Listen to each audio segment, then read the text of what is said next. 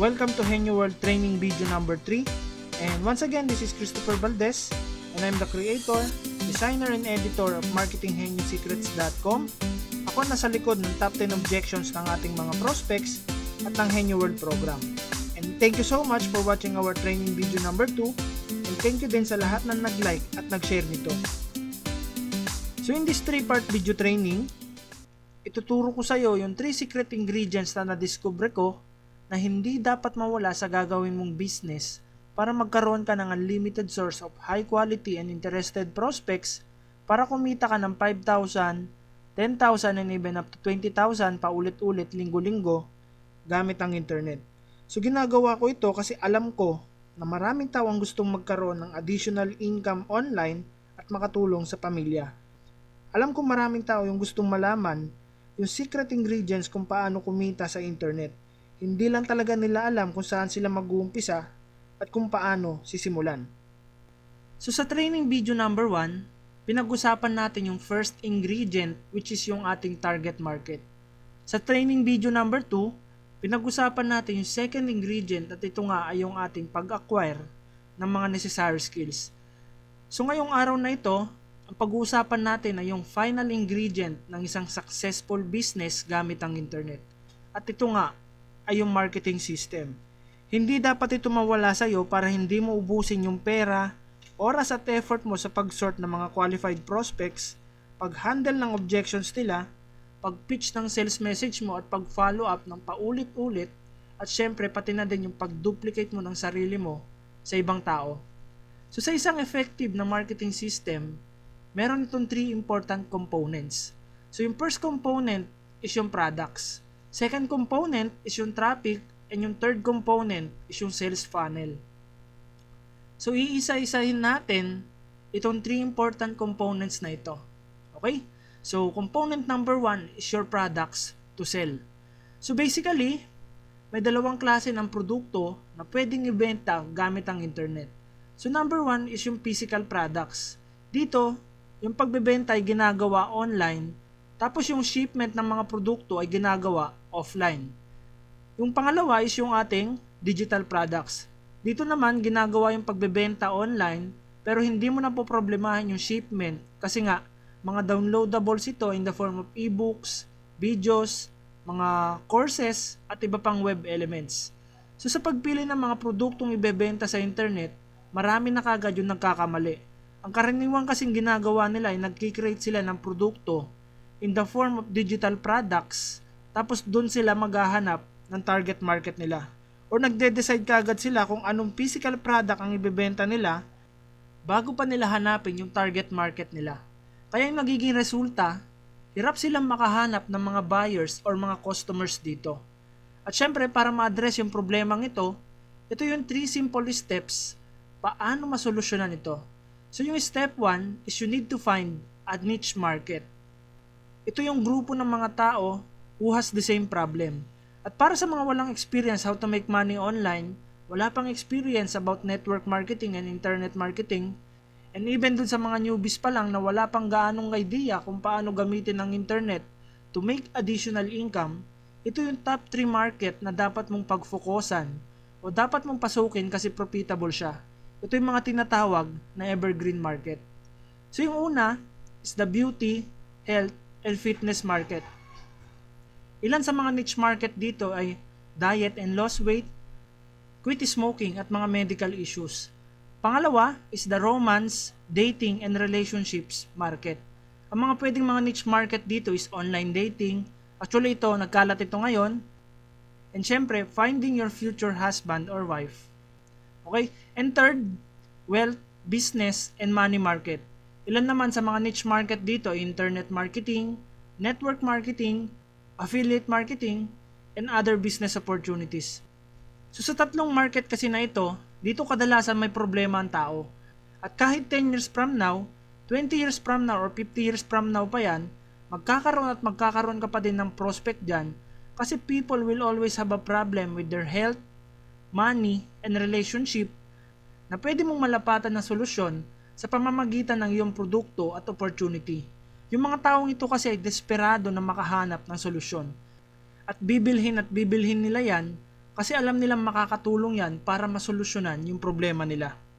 Step 2 is you need to find a product or service to sell to that niche. So pwedeng physical product or digital products ito. And syempre sa ganitong paraan, kung meron ka ng ready buyers or hungry buying customers, mas madali mo na lang ibenta yung produkto mo bilang solusyon dun sa problema nila. And step 3, you need to find a system that will do most of the selling and telling for you. So mas pag-uusapan natin ito mamaya. Ngayon, magbigay muna tayo ng halimbawa ng mga produkto dun sa evergreen market mo. Okay? So sa beauty, health, and fitness market, yung mga physical products na pwede mong ibenta online ay yung mga food supplements tulad ng glutathione at mga vitamins, mga beauty products tulad ng whitening soap, mga underarm cream, mga body cream at mga facial cleansers. So napakalaki ng market nito kasi marami yung gustong maging healthy, maging maganda, at maging payat na mabilis. At kung mapapansin mo, kung may experience ka na sa network marketing business before, ito yung mga kadalasang produkto ng mga kumpanya kasi nga sobrang laki ng market dito. Sobrang dami ng tao na gustong pumayat, gumanda at maging healthy. And wellness industry, by the way, is the next $1 trillion industry. So yung mga digital products naman na pwede mong ibenta online ay mga e-books or informational products. So katulad ng mga e-book na ito. So ayan. So mga guide dito na magtuturo sa kanila kung paano pumayat, gumanda at pumuti. Sa romance, dating, and relationships market naman, mostly ng mga products dito ay mga online dating sites tulad ng mga ito. Tapos syempre, mga informational products din tulad nito. Okay? So basically, itong mga e-books na ito ay mga produktong makakatulong sa mga may problema sa ganitong klase ng relationship. At yung pangatlo, wealth, business, and money market. So ito talaga yung pinaka-paborito ng karamihan sa tatlo, no? Yung mga target market mo dito is yung mga taong may problema sa pera. At alam mo ba na dito pa lang sa Pilipinas ay marami na yung taong naghahanap ng additional na pagkakakitaan? At syempre bilang patunay, sa Google, may higit 22,200 plus na times sinesearch yung keyword na make money online. 14,800 plus naman sa keyword na home business, 18,100 plus sa keyword na online business, at 49,500 plus sa salitang work from home. So yan yung isang patunay na sobrang dami ng tao ang naghahanap ng additional na pagkakakitaan. So yung products na ibinebenta sa ganitong market ay yung opportunity mismo. At ang isa sa pinakasikat dito syempre ay yung network marketing business at mga affiliate programs. So ayan yung mga tipo ng products na pwede mong ibenta sa market na ito. So yung pangalawang important component of a good and effective marketing system is yung traffic. Okay, ngayon alam mo na kung anong klase ng mga produkto yung dapat mong ibenta sa magiging target market mo. Ang susunod na dapat mong malaman ay kung paano mo sila mapapapunta dun sa ino-offer mo o dun sa website mo. Maraming paraan actually paano mag-drive ng traffic or paano mo may papakita sa hungry buying customers mo yung i-offer mo. So ito yung ilang paraan paano mag-drive ng traffic papunta dun sa ino-offer mo or dun sa business opportunity mo. Number 1 is Facebook marketing. So sino ba naman ang hindi familiar dito? Tama? May dalawang klase ng pag-drive ng traffic dito.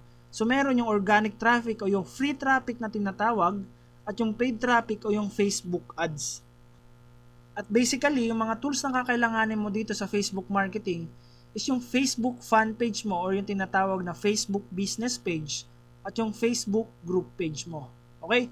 So dito sa dalawang tools na ito, ang kailangan mong gawin ay mag-provide ng value in the form of knowledge para may position mo yung sarili mo as an authority on that particular niche. Kailangan makita ka ng mga member ng group page na ito at ng mga followers mo sa business page na na-create mo as a leader on that particular niche. Dahil dito, maku-curious sila sa'yo. And then all of a sudden, they will know you, they will like you, and they will trust you. And when they like you and trust you, they will eventually buy or join on you. Or if not, they are going to recommend you sa kanilang mga kaibigan. And syempre, yung isa pang tool na kakailanganin mo ay yung Facebook ads. Ito talaga yung pinakamabilis na paraan para mag-drive ng traffic. Okay? Take note, super targeted na traffic. At maraming variables dito yung pwede mong makontrol tulad ng interest, yung age nila, gender, behavior, at sobrang dami pa.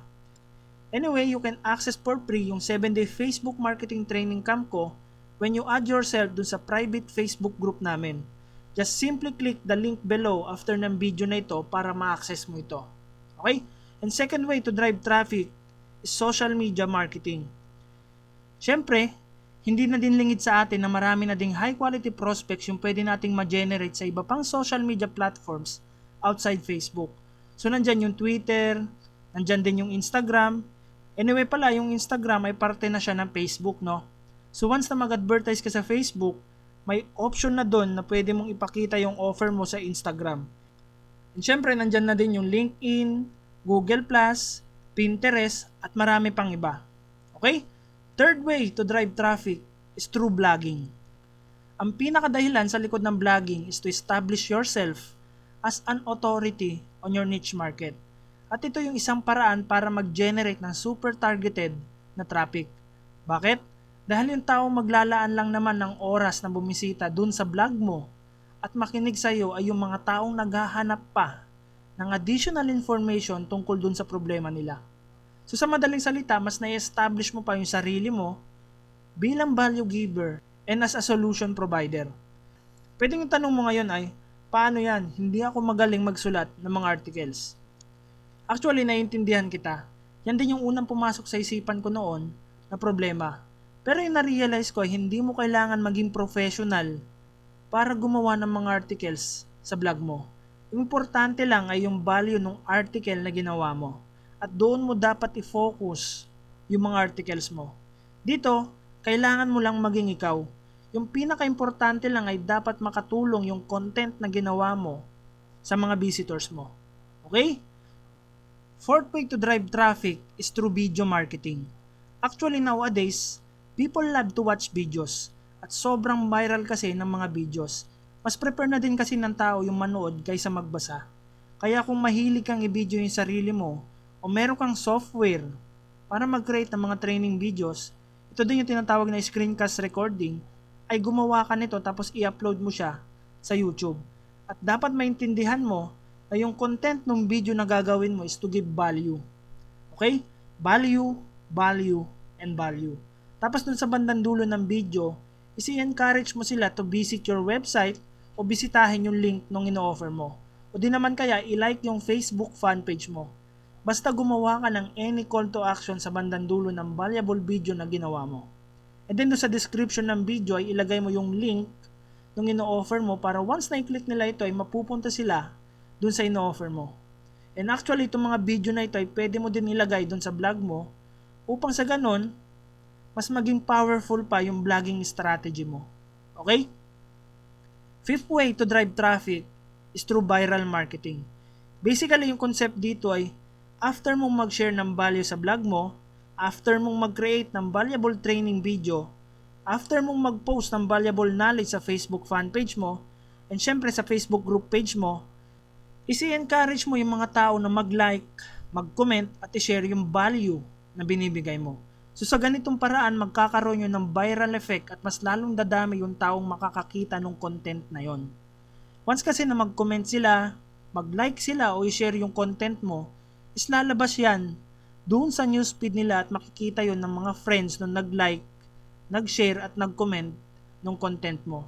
At syempre, nandun yung link ng offer mo. Tama? So mako-curious ngayon yung mga tao kung ano ba yung meron doon sa link na yon. So mas magdadrive ka pa ng traffic papunta doon sa offer mo o doon sa website mo. So if mas marami kang visitors, mas malaki yung chance na marami ang bumili ng offer mo o sumali doon sa business opportunity mo. Tama? So ayan yung top 5 ways to drive traffic papunta doon sa offer mo. At para ma-establish mo din yung sarili mo bilang isang authority sa niche market mo. So basically, yung YouTube is where you connect with people through your videos. Sa Facebook and other social media platforms naman is where you develop a sense of relation with your prospects. And lastly, blog is where people can learn from you and position yourself as an authority. And finally, yung third important component of a good and effective marketing system ay yung sales funnel. So ito yung step-by-step process para mag-qualify ng mga prospect at leads mo. Ito yung magbibuild ng trust and authority para sa'yo. Magbebenta para sa'yo, magpa-follow up para sa'yo, magpa-process ng payment para sa'yo, and syempre, para ma-duplicate at ma-leverage mo yung sarili mo sa iba. And to tell you honestly, ang daming skill yung dapat mong i-develop dito.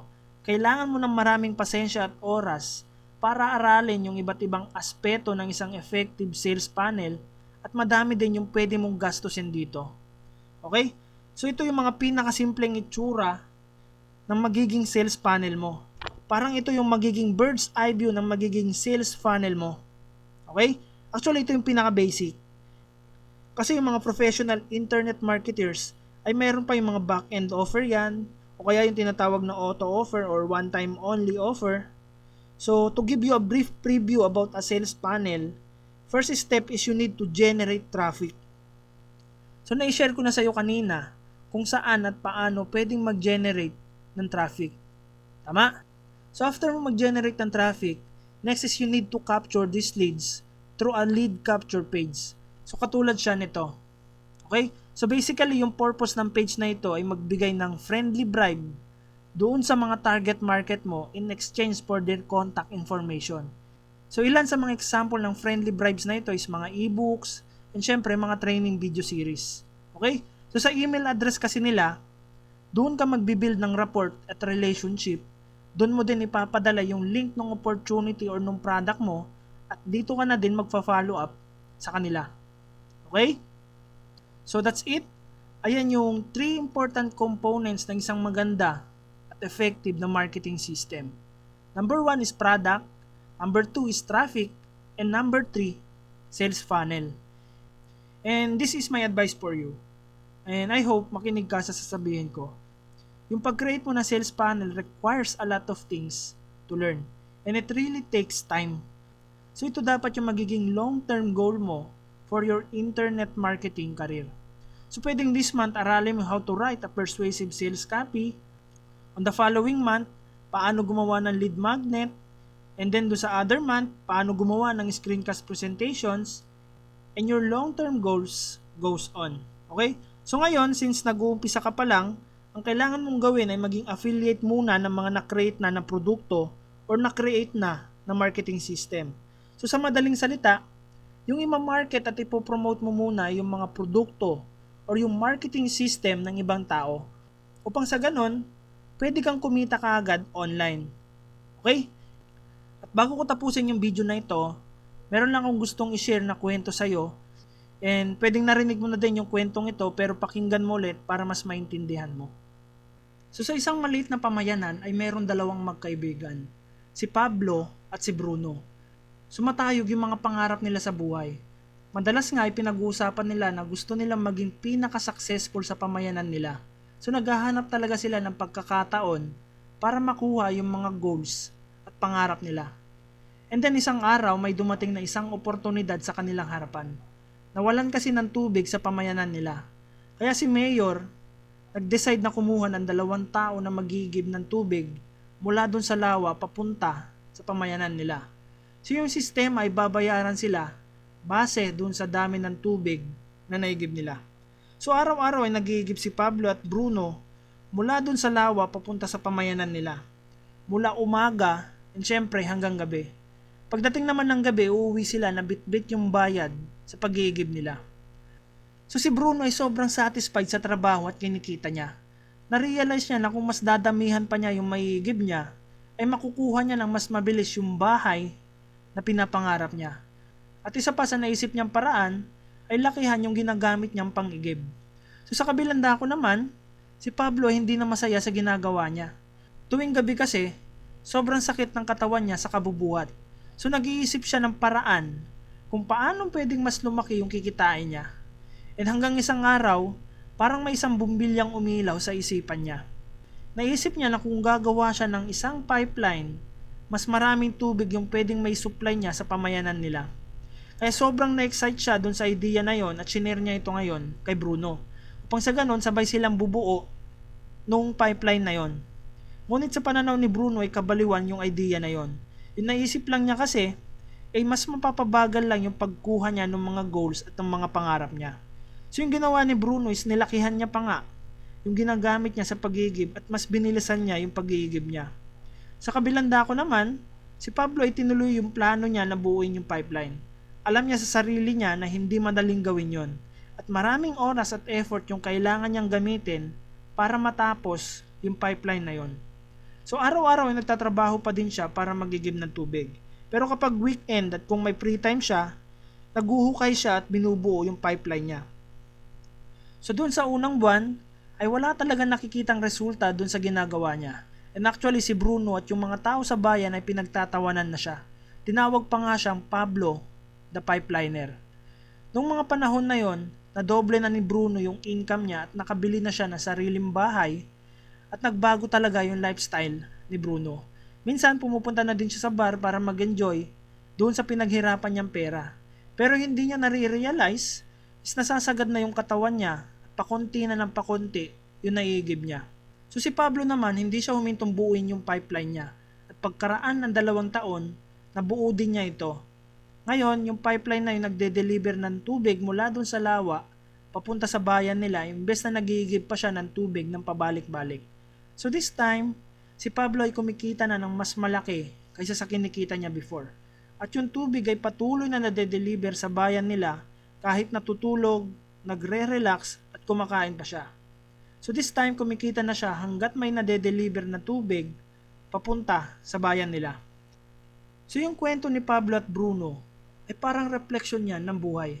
Yung trabaho nila ay sumisimbolo sa karaniwang Juan de la Cruz para kumita. Yung paraan ni Bruno para kumita ay nag-iigib siya ng tubig ng pabalik-balik mula dun sa lawa papunta sa bayan nila. At para mas lumaki yung kita niya ay mas dinalasan niya yung pag-iigib at mas nilakihan niya yung gamit niya. So sobrang normal nito sa totoong buhay. They work harder. Halimbawa ay nag-overtime sila or naghahanap ng second job or mas pinagbubutihan nila yung trabaho nila para sa ganon mas ma-promote sila at lumaki yung sahod nila. Pero syempre kakakibat naman nito is mas maraming workload at oras para doon sa trabaho nila. Maraming tao exchange their time for money, katulad ni Bruno. At ang pinakamahirap nito, darating yung panahon na hindi mo na kayang ipalit yung oras mo para sa kinikita mo dahil sa sakit, sa edad at iba pang dahilan. Ibig sabihin nito, wala ka nang kikitain. No work, no pay. Ika nga. Sa kabilang dako naman ang ginawa ni Pablo, he worked smarter. Hindi niya ipinalit yung lahat ng oras niya para sa limited income. Bagkus ginamit niya yung extra time niya para mag-build ng isang pipeline. Alam kasi niya na yung pipeline yung magbibigay sa kanya ng unlimited income basta patuloy na dadalo yung tubig mula dun sa lawa papunta dun sa bayan nila. Alam kasi niya na sa sarili niya na pagdating ng araw kung wala siyang gagawin ngayon, dahil sa edad niya at pwedeng health issues na din, ay pwedeng hindi na niya kayang ipalit yung oras niya sa pwede niyang kitain. Alam kasi niya sa sarili niya na kailangan niya lang paghirapan yung gumawa ng isang pipeline at kung gagana na ito ay pwedeng kumita na siya ng tuloy-tuloy nang hindi inuubos yung oras sa kanyang pagtatrabaho. Ito yung tinatawag na passive income. So tulad nga nasabi ng isang espesyal na kaibigan, kaya nga okay na hindi lang mag-focus sa work, dapat may other source din ng income na no need for your actual presence but money keeps flowing. Ikaw, sino ba yung gusto mong gayahin sa kanila? Si Bruno ba na uubusin yung oras in direct exchange for money? Or si Pablo na magbibuild ng pipeline para kumita ng passive income? The choice is yours, my friend. Kung ang sagot mo ay si Pablo, bukas abangan mo yung bonus training video na isisend ko sa email mo. Isisend ko yung email na yon at exactly 9 a.m. Okay? Bibigyan kita ng single chance, a one-time chance kung paano ka pwedeng magka-access dito sa dating exclusive na powerful marketing and duplication system na ginawa ko. So sa marketing system na yan, dyan ka na rin makaka-acquire ng mga necessary skills at mga how-to knowledge on how to drive traffic and generate sales nang walang kahirap-hirap. Kaya napaka-importante na mapanood mo yung video na yun bukas dahil hindi ko alam kung ilang opportunity seekers at Pinoy internet networkers lang yung hahayaan kong magka-access dito sa proven and effective marketing system na dating exclusive. Kaya kung gusto mo magka-access dito, make sure na mapanood mo yung papadala ko sa yung video bukas at exactly 9 AM. At sa baba ng video na ito, may like and share button. So kung nagustuhan mo yung training video na ito, huwag mong kakalimutan na i-like ang video na ito sa iyong Facebook, Twitter, at iba pang social media accounts. Also, pwede ka din mag-comment sa baba kung anong masasabi mo sa training video na ito at kung may mga katanungan ka pa, isusubukan kong sagutin sa abot ng aking makakaya. Okay? So, thank you so much, and once again, this is Christopher Valdez of marketinggenyosecrets.com, and see you tomorrow at exactly 9 AM.